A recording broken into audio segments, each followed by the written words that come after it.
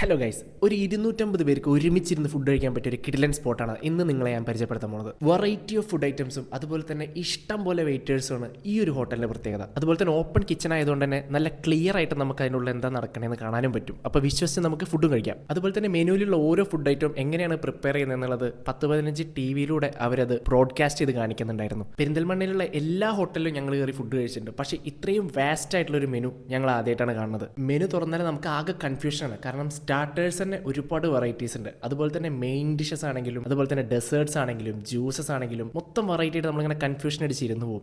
അപ്പോൾ നമ്മളങ്ങനെ food item order ചെയ്തു. നമ്മൾ ആദ്യം ഓർഡർ ചെയ്തത് ലസൂണി ചിക്കനാണ്. ഈ ലസൂണി ചിക്കൻ എൻ്റെ ഒരു പേഴ്സണൽ ഫേവറേറ്റ് ആണ്. നല്ല വെളുത്തുള്ളിയുടെ ഫ്ലേവറൊക്കെ ഉള്ള ചിക്കൻ ടിക്കയാണ് ഇത് ലസൂണി ചിക്കൻ എന്ന് വെച്ച് കഴിഞ്ഞാൽ. ഒരുപാട് ചിക്കൻ ടിക്കകൾ കഴിച്ചിട്ടുണ്ടെങ്കിലും ചിക്കൻ ടിക്ക ഒരു അത്ഭുതമായിട്ട് തോന്നിയത് ഇവിടുത്തെ ഈ ലസൂണി ചിക്കൻ ടിക്ക കഴിച്ചപ്പോഴാണ്. ഗ്രീൻ ടേബിളിൽ വരുന്നുണ്ടെങ്കിൽ ഒരു മസ്റ്റ് ട്രൈ ആയിട്ടാണ് ഈ ഒരു ലസൂണി ചിക്കൻ ടിക്ക. നല്ല അടിപൊളി ഫ്ലേവറാണ് ഈ ഒരു സംഭവത്തിന്. പിന്നെ നമ്മൾ ഓർഡർ ചെയ്തത് ഒരു നാസി ഗോരങ്ങാണ്.